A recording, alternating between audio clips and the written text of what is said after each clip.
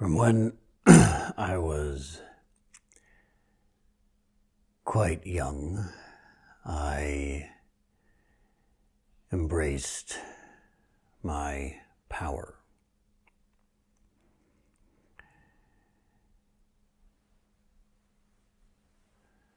The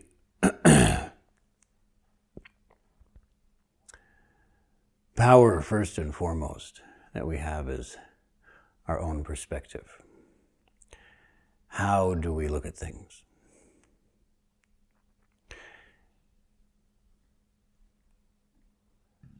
And when I was about 4, I acknowledged that I have that power.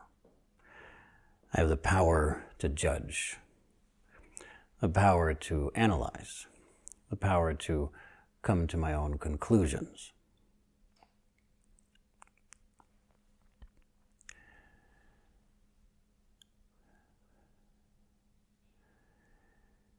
And the conclusion that I came to was that we have to do something.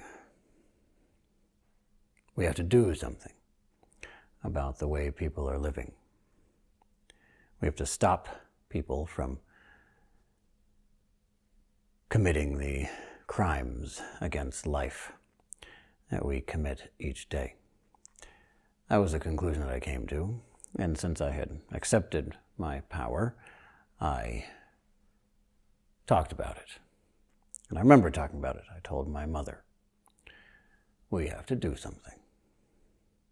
There we were in the kitchen in the evening while she made dinner, and I was playing with the cushions from the couch.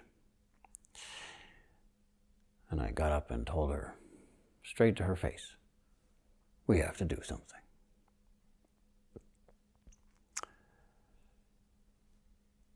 About 6 years later, when I was in 5th grade, I finally gave up on the idea that the grown-ups were going to do something. I remember looking out on the playground and realizing, oh, they're not going to do anything.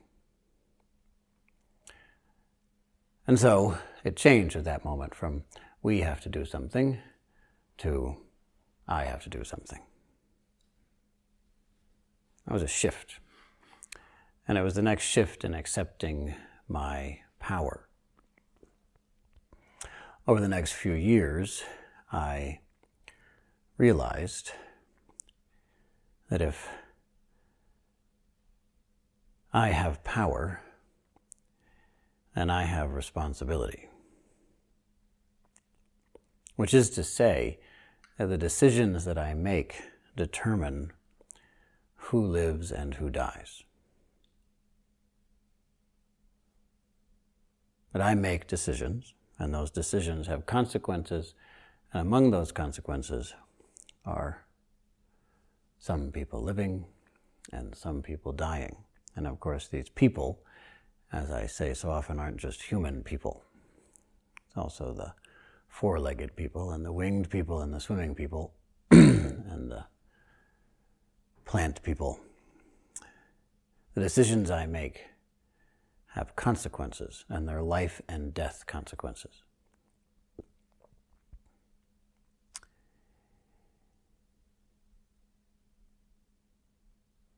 And so, thinking this through carefully, I realized who it is that has to live and who it is that has to die. Came to a clear conclusion. The conclusion was based, I'll say clearly before I tell you my conclusion, was based on love, compassion, concern for all people, all living things.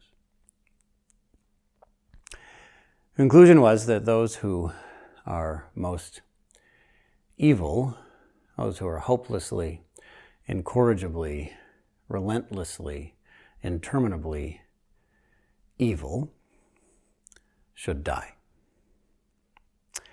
And everyone else should live. Well, there we are.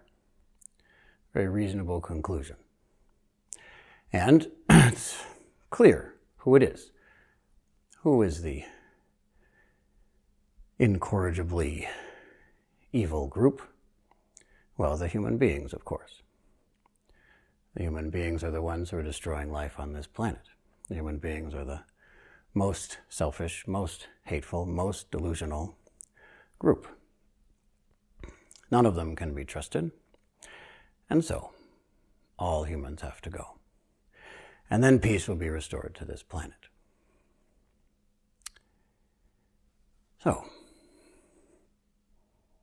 that's a certain way of looking at things, isn't it? Naturally, I learned within just a few weeks that this was not a view that I could share. I couldn't tell anyone that I had come to this conclusion because of the reactions that they had. And I have to say that I was just an innocent 12-year-old, and I was quite surprised at the reactions that people had to this when I started explaining how important it was that they and their families be destroyed. They had an extremely negative reaction, which I have to say surprised me. I didn't expect it, because the logic was so clear. I could make my case to them. It wasn't an argument that anyone successfully argued against.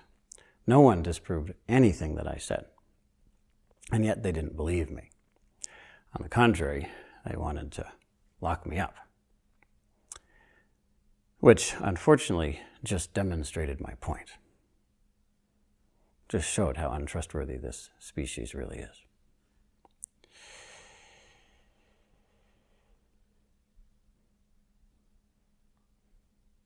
So I started looking for a way. How do we do it? How do we get rid of this evil, untrustworthy group? How can that be done? And I had a lot of good ideas. Of course, I didn't want to kill anyone else, so I couldn't just start a nuclear war or something. That turns out to be, unfortunately, very easy. And in fact, so easy that it may happen soon. We don't know. I needed a method that would only kill that one species. And I had a lot of trouble finding it.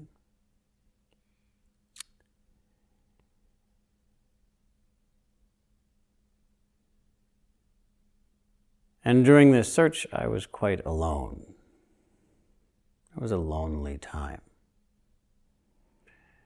Having power is often quite lonely. And finally, one day, I went to a meditation class. And I meditated for 20 minutes. And I hated it. And it seemed to serve no purpose. In fact, it was worse than a waste of time. It was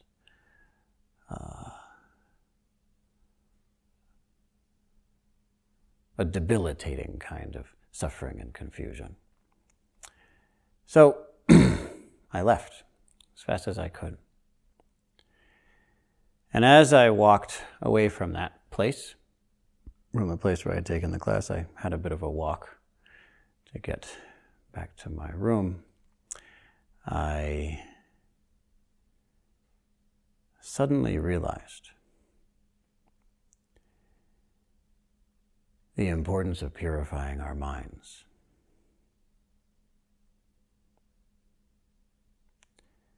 That there is such a thing as purifying our minds. There is such a thing as purifying our minds. It can be done. We can purify our minds of greed. We can purify our minds of hate. We can purify our minds of delusion, of ignorance, of insanity. It can be done. And that's what changes the world. To do that changes the world because the perspectives that run our lives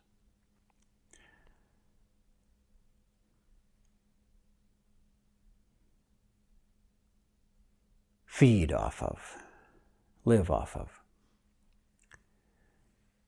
the hatred, the ignorance, the greed that resides in our hearts. These perspectives run our lives. The way we look at things, that is what runs the world. That's what determines who lives and who dies, because it determines our actions. Our perspectives means, when I say our perspectives, our views, that means the process, the mental process, or it's not just mental in a shallow way, but the mind process, the process that happens in our minds, that causes us to see what isn't there and to not see what is there. In other words, stories. The stories we tell about ourselves. These stories, views, perspectives, opinions, these are all fictional. And those fictions exist because they cause us to see what isn't there and cause us to not see what is there. So, for example, my perspective, my story was all the human beings need to die. Well, all the human beings weren't dead, so I was seeing what wasn't there. And I was not seeing what was there. This is something that we participate in far more than we acknowledge, and it has far more power over our lives than we admit. Most of us are not only ignorant, but we're ignorant of our ignorance. We're not just delusional, but we're delusional regarding our delusion. We don't notice that we live in a dream world. And we don't notice that those dreams that are not real cause us to behave in ways that impact that which is real. We've lost track of what's real, so we can't see the impacts. And we're staying with what isn't real, so we perceive it as real. Therefore, as I say so often, we call the world that most of us live in the real world. We call it that. You say, well, people really say this. I've actually heard people say this. Well, at some point you have to leave the monastery and enter the real world. This is really something that people say. That is real. People really say that. It's absurd. It is objectively untrue. In what ways? Well, first of all, you don't have to leave a monastery. People just tell that story in order to make sure that this system that causes true happiness doesn't take over. But you do not have to leave. It's a lie. And it's a lie. It's not just an error. It's a lie. Told intentionally by our society. You must leave the monastery and enter the real world. What is that real world? That world is the most constructed, fabricated, artificial phenomenon in the known universe. It is not real in any way. It has no inherent reality. It was constructed by fictions in an extremely complex organism, human beings. Human beings came up with fictions, and based on those fictions, a vast civilization was created. A civilization that is eliminating life as we know it, causing untold suffering in the process. System of greed, a system of hate, a system of ignorance. That's what we call the real world. And we believe it's the real world because we're stuck in it. And what we're stuck in, we see. And what we see, we perceive as inherently real. So, what do we do about this? Well, I offer what I can offer. I offer the bits and pieces of value that I can offer. What does that mean? Well, it means that when we come here, the very first thing we have to see is that our perspectives are our power. The way we look at things is under our control. We have the right to analyze to examine. We have the ability to analyze, to examine. We have the power to analyze and examine, and because of that, we can come to our own conclusions. It's not surprising that when people come here, they resist learning what I just said. Of course, we hear it, and it sounds so wonderful, until we're expected to do it. And then, if you've never tried it, you might be surprised, but it's certainly not surprising to me that then we resist it. We don't really want to do that.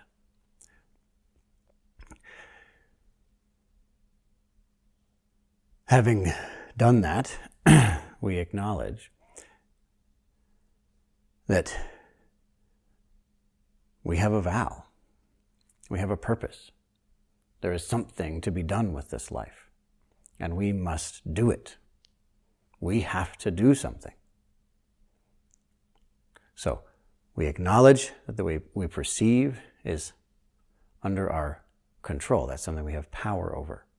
We don't just have to receive how we perceive. We are able to analyze and examine for ourselves at deeper and deeper levels, including the question of how should you analyze and examine? Because that's the real question. How should that be done? We may think, well, you should be rational about everything, but that itself is just an assumption that you have to analyze and question. And you can't analyze and question it with mere rationality, because we all know it'll happen. If you think about whether you should think, then naturally you'll come to the conclusion that you should think. You have to see through all that. Having done that, we acknowledge that our behavior is also our power, and that we must do something. Having done that, we realize that we have personal responsibility, that what we ourselves do matters. And again, those who train here start to see how difficult it is to realize that, how difficult it is to accept that. That can take a few months, but after a certain point, we realize the deep internal resistance to acknowledging how important our actions are. We don't want to know that. We'll do virtually anything to avoid acknowledging that. Having acknowledged that, we realize that there is a responsibility that comes with our power. That responsibility guides us. And we come to certain conclusions.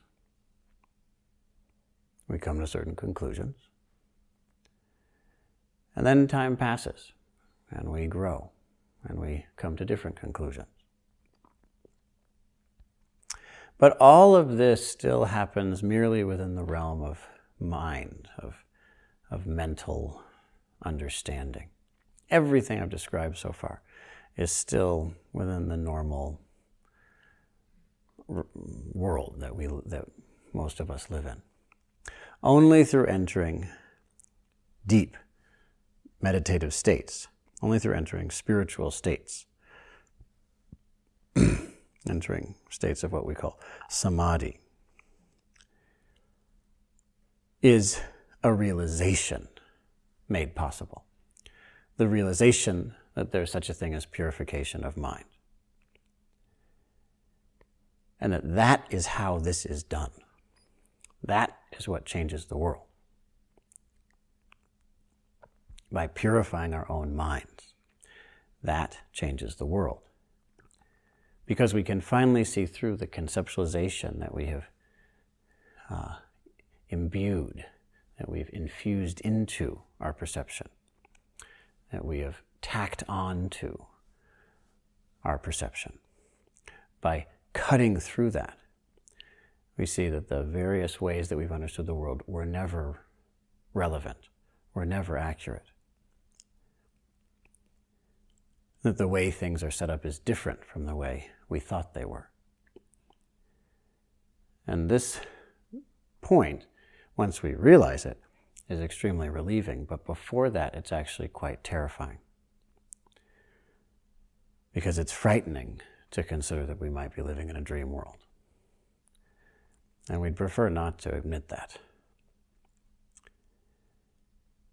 Therefore, our minds struggle and fight that realization, and so we have to enter deep states in order to cut through all that. Having cut through all that, we see ourselves clearly, finally. We see that it's possible to free ourselves from our own greed, our own hatred, our own ignorance. That in fact, in doing that, we save the entire world from greed, hatred, ignorance. And in changing our minds, we change the world. This is seen directly. It's not imaginary. It's not theoretical. It's not just a conclusion that we hammer out through logic. We know it directly. More directly than we know our sense perception. Though while it's possible that you could be looking at the floor right now, and then it later turn out that you're not looking at a floor right now. That's possible. But this kind of confusion isn't possible. It's directly seen. Not just like this, which is just through your eyes, which could be mistaken.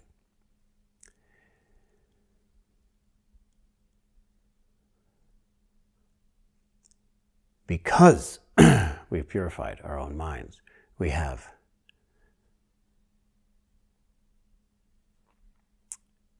the ability to have an impact on the world from that purified perspective. In other words, we come here, we become leaders, and then we free ourselves, having allowed ourselves, invited ourselves, encouraged ourselves, nurtured ourselves in becoming leaders. Having done that, having acknowledged our power, having taken our power, we then purify our minds so that we're skillful leaders, not damaging leaders. And that's what this world needs. This doesn't happen so easily. It happens through constant, rigorous scraping away. And naturally, this happens automatically in the world. Whatever we do, everyone's always annoyed at us for being egotistical. Everyone will always question our assumptions. Everyone will always try to get us to doubt what we believe.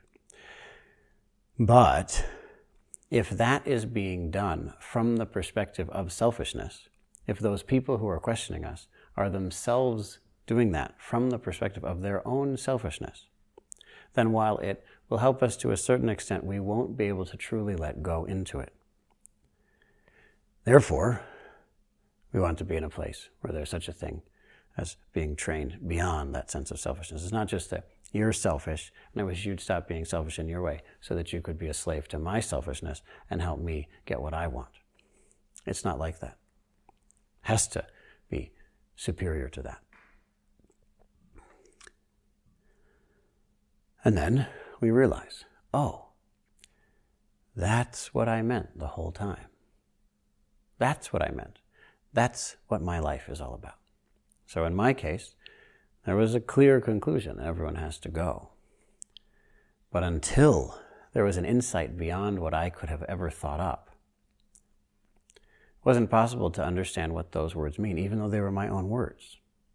What is it for us to all die, all pass away? It really means that we all are awakened. Our selfishness is what passes away. But without the direct seeing that such a thing is possible, that there's such a thing as going beyond selfishness. And that thing, that going beyond selfishness, goes beyond any of the concepts that I ever had. So for me, I was brought up like most people in the modern world, a materialist. I believed in a certain way of looking at things, secular, humanist, with materialistic leanings, you'd say. It was possible to see that all of that is mental construction. And there's something that's free from all that. And nothing that happens in any of that can impact, change this realization. With that insight, it became possible to directly touch, directly engage what is happening right now. That's true power. And that true power is held, is tempered by the true humility of realizing that our own minds, what we most hold on to, identify with, live by, that is what is purified. That's what we let go of. If we have leaders who can cut through their own greed, then the impacts of those leaders will be positive. If we haven't cut through our own greed, then to the extent that we gather together our power, the impacts are not so clear. And that's the reason that so many people come here and resist picking up, holding their own power. Because we know we're not trustworthy. We know that. And so we're trying to protect the world out of compassion from me, this terrible person who shouldn't have power. That's what happens around here when we're asked to take power and then we don't want to take it. We're afraid of what we might do if we had all that power. But just shrinking back isn't good enough. Because if you just shrink back, then all that happens is you never fulfill your vow. You never fulfill the purpose of your life, which is itself a mistake, which is itself an incorrect use of your own power. You're using your power to avoid giving your gift to the world. That is itself selfish. So we can't just shrink back. On the contrary, we have to step forward in order to free ourselves from greed so that we can pick up the power that we already have and live it through, live it fully. That's the significance of what we're doing here. But that won't happen fully if we haven't cut through our own minds, if we haven't experienced awakening. Or to put it more accurately, to the extent to which we've experienced awakening, that full process can unfold. That itself, that direct freedom, already saves the world. That direct experience already saves the world. But here we take one step beyond even that. Beyond even that. Our direct experience of awakening already saves the world.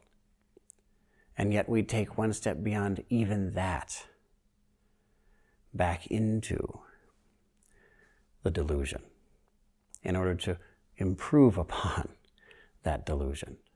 So that the views of the world, the perspectives that the world holds, that most of us are just indoctrinated with and we just accept it without questioning, that those views that guide the world, lead the world, create the world's history, that those views are increasingly beneficial, or increasingly compassionate, or increasingly accurate. We choose to do that out of compassion. And this is what it is to be an awakened leader. This is what it is. Each person in this community participates in this process. It's our privilege. Naturally, it's our joy. And yet, there's a joy beyond even that joy. A joy of love, a joy of connecting with all beings. And that joy, each of us can experience right now and be guided by right now. Out of that comes the first heartbeat of our own selfless power. So, for the benefit of all living things, give rise to that great love. Live it. Give your life to it. And yes,